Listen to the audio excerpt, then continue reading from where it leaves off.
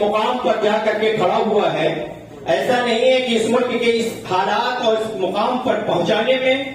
اس میں جو نقصان ہو رہے ہیں وہ کسی ایک کمیونٹی یا مسلمان کو ہو رہے ہیں، بلکہ اس ملک کے ہر اس انسان کو ہو رہے ہیں جو غریب، پچھڑا اور اس ملک میں کمزور ہے، وہ چاہے کسی بھی دھرم کا ہو، چاہے کسی بھی مذہب کا ہو، اس کے ساتھ آزادیاں ہو رہی ہیں۔ اب جب ہم انسانی حقوق کی بات کریں گے تو انسانی حقوق کو پامال نہ کیا جائے، یہ بات 1215 میں برٹین نے کہا کہ کسی غریب کو ستایا نہ جائے، کسی غریب کے اوپر ظلم نہ کیا جائے، کسی غریب کو مارا نہ جائے، ان کی بات کو وہاں تک رہی۔ لیکن جب 10 دسمبر 1948 کو یو این او نے اپنے یہاں اس چیز کو وہ کیا کہ 10 دسمبر کو ہر سال ہم انسانی حقوق کی بات کریں گے اور انسان کسی انسان کے اوپر ظلم نہ کر سکے، اور انسان کو انسان کے اوپر اس کی ذمہ داریاں ہیں، جو اس کی آزادی ہے، اس کو پورا حق ملنا چاہیے۔ لیکن اگر ہم 1215 سے پہلے، 10 دسمبر 1948 سے پہلے 1445 سال پہلے جائیں، جب ہم جس پیغمبر کے ماننے والے ہیں، حضرت محمد صلی اللہ علیہ وسلم نے ایک حضرت بلال جو غلام تھے، جب ان کو عرب کی سرزمین پر وہاں کے بادشاہ لوگ ان کے پیروں میں زنجیریں باندھ کر کے ان کے عرب کی سڑکوں پر ان کو کھینچتے تھے، تو محمد صلی اللہ علیہ وسلم نے کہا انسانیت کے خلاف ہے، اور انسان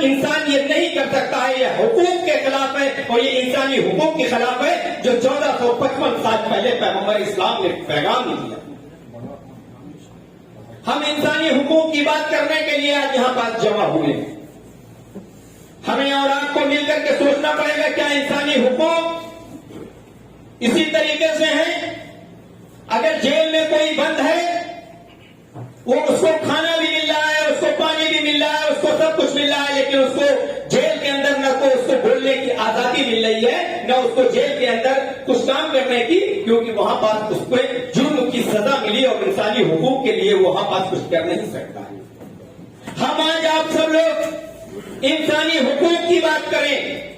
مظلوم کی بات کریں، غریب اور دلت اور پچھڑے ہوئے کی بات کر کے اس ہندوستان کو، ہم اس ہندوستان کو دیکھنا چاہتے ہیں جس میں غریب اور امیر کی کوئی بات نہ ہو، سب ایک کرسی پہ بیٹھے ہوں، جس کو کبھی علامہ اقبال نے کہا تھا کہ ایک ہی سب میں کھڑے ہو گئے محمود و ایاز، نہ کوئی بندہ رہا نہ کوئی بندہ نواز۔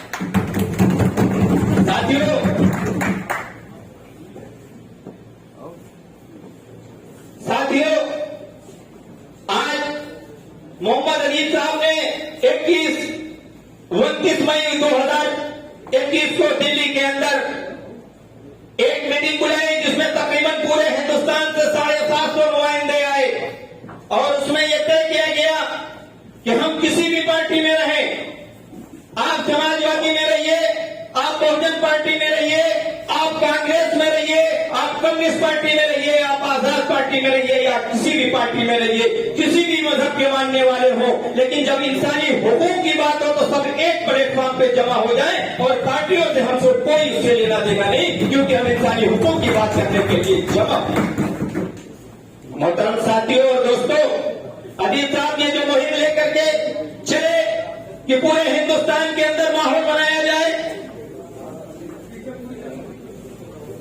ساتھیوں جو ماحول بنایا جائے اور اس طریقے سے اس ملک کے اندر انسانی حقوق کی بات کی جائے، اس کو لے کر کے ہم آج اعظم گڑھ کی سرزمین پر آپ کے درمیان حاضر ہوئے،